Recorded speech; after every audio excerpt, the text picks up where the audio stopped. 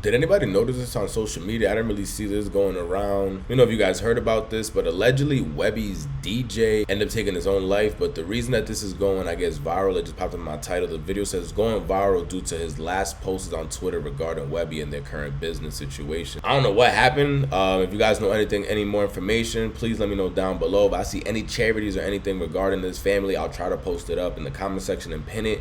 If I don't find it and one of you guys know it, definitely feel free to post it down below and I'll pin it. Subscribe to the channel. We're on the way to 10,000 subscribers. I was definitely a supporter of Webby as a kid. Him and Boozy, that whole little era. Wasn't the biggest because I was always New York biased as a kid, really, including Lil Wayne though. For me, you couldn't tell me Lil Wayne wasn't from Harlem. You couldn't tell me Lil Wayne wasn't the +5 of Dipset. You couldn't tell me that.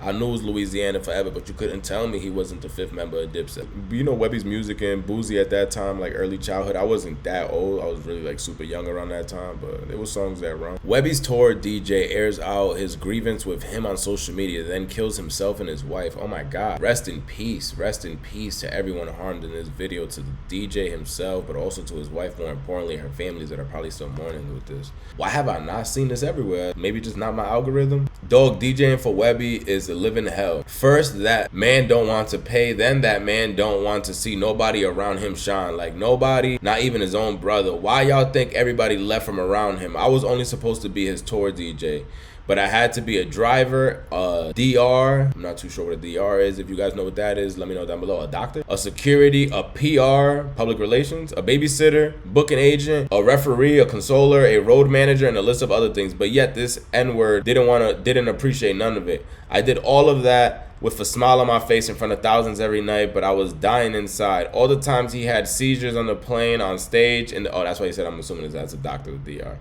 On stage in the hotels, who y'all think was there? Me, because his family ain't want to deal with him no more, or nobody in our team wanted to deal with him but me. Our driver quit because he didn't want to pay him. Then every time we would try to make our money in other ways, he always found a way to stop that too. So it's like he don't want to pay. Wow, this is super sad. What the hell? I would have just quit the job. If I can help anyone try to think a little bit clearer, please understand a job is never that serious. It is a job. Remember what you're saying here. It is a job. Please, please, please don't ever get this depressed. Trust me, you were living before you worked at that place. Figure out a little game plan, at least for a couple months, until you're able to find something brighter. But this is sad to see. Give me the chills. I'm like, what the hell? So it's like he don't want to pay, but then he don't want to see us eating nowhere else. Then the N would want to get mad at his feelings when Boozy needs us to help him. Okay, you see, that's why I knew a lot of Webby's music was the relationship with Boozy. A straight hater. I can't remember how many times he told me he don't want nobody blowing up off his name. That's why it doesn't show the top blowing off his name. That's why he don't do features. He don't like taking pictures with other artists or fans. Think they trying to get shine off him. It was the days I straight dreaded going on tour with him. Complains about everything. Being around him is like taking care of kids. We had to remind him every day to take his medicine or not to do something stupid. Do something stupid, kitty, and be like, gotta record me doing this. And this S will never get better because his brother Derek Super Unit just makes excuses for him, even though he be mad at him because he doesn't pay him either. The S on the road was so bad, our longtime manager had a stroke and all.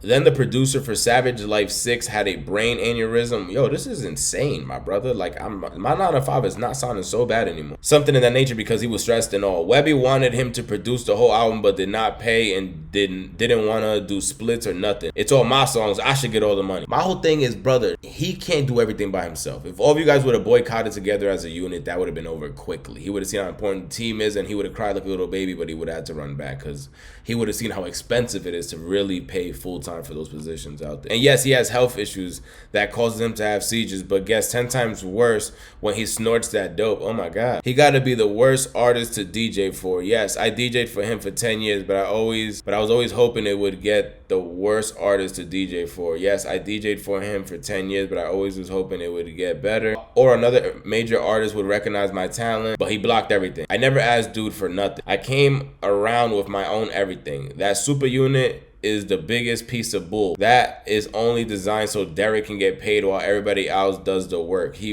promises to help artists but never do. it was good times, but it was more bad times than anything. I never in my life met anybody that complained more than him. This is straight up miserable. That is crazy. That is crazy to see. Again, just because he's a DJ, just because he's an artist and he's doing something a lot of us would love to do, they could be depressed as well. We see it in corporate America all the time. I've heard companies that have nets around, or countries rather say, they have nets around like corporations because people used to jump out windows. Like, that's just crazy. The maker of Apple's iPhone and iPad is obsessive about secrecy and security.